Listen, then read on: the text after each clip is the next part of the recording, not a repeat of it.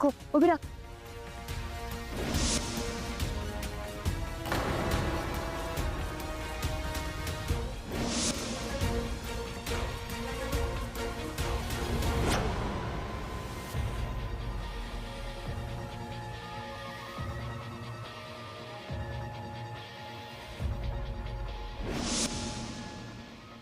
તો તમારે એ જ વખતે મને ફોન કરવો જોઈએ ને.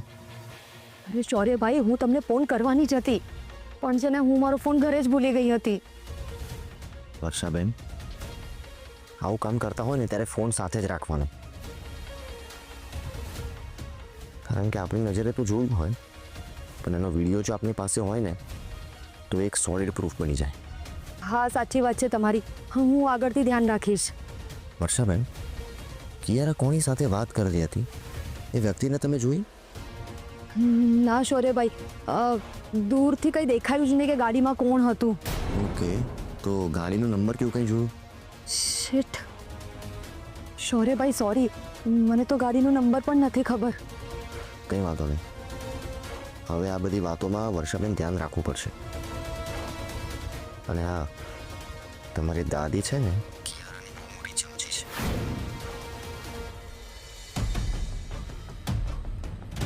એટલે એની સામે ક્યારે આવી રીતે ફોન ના કરતા.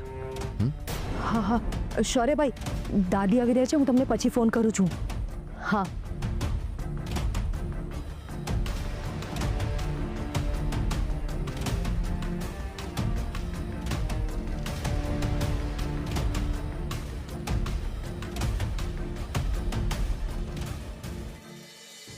વર્ષા, હા તું પણ ખરી છે હો.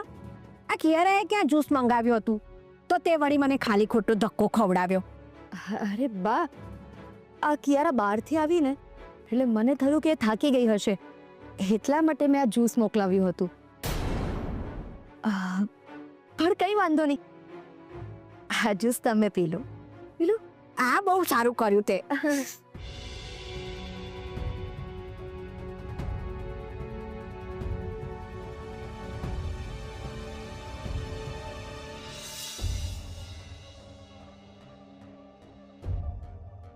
God bless you, but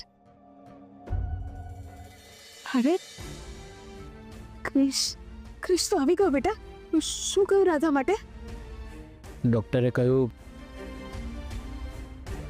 કોઈ એવી ઘટના જે એમને બહુ ખુશ કરી દે અથવા તો કોઈ એવી ઘટના જે એમને એકદમ શોક આપે, એનાથી એનું મગજ રિસ્પોન્ડ કરશે અને કદાચ એ ભાનમાં આવી જાય. તું જરાય ચિંતા ના કરતો હા બેટા, એના માટે આપણે બધા મળીને પ્રયત્ન કરીશું. ભાઈ, હોસ્પિટલના પેમેન્ટની વ્યવસ્થા થઈ ગઈ, એટલે જો ના થઈ હોય તો હું બહારથી ક્યાંકથી વ્યવસ્થા કરું. આપણે રાધા માટે કંઈ પણ કરવાની જરૂર નથી. ક્રિશ, તું આવું કેમ કહે છે? અરે એના માટે આપણે નહીં કરીશું તો બીજું કોણ કરશે? રાધા, રાધા? હા, રાધા ભાભી તો તું શું બોલે છે ક્રિશ? મને કાંઈ નથી સમજાતું. રાધાએ પોતાના હોસ્પિટલના બિલની વ્યવસ્થા પોતે જ કરી રાખી હતી. ક્રિશ, રાધાનું મેડિક્લેમ હતો કે શું? ના મમ્મી, રાધા એક સારા કામમાં પૈસા ઇન્વેસ્ટ કર્યા હતા અને આજે એ જ હણીના સમયમાં કામે લાગ્યા. મમ્મી, તને પેલા શંભુ કાકા યાદ છે? શંભુ કાકા? હા, તારી સાથે હોટલમાં હતા એ જ ને? હા મમ્મી, આજે એ મને મળ્યા હતા અને એમણે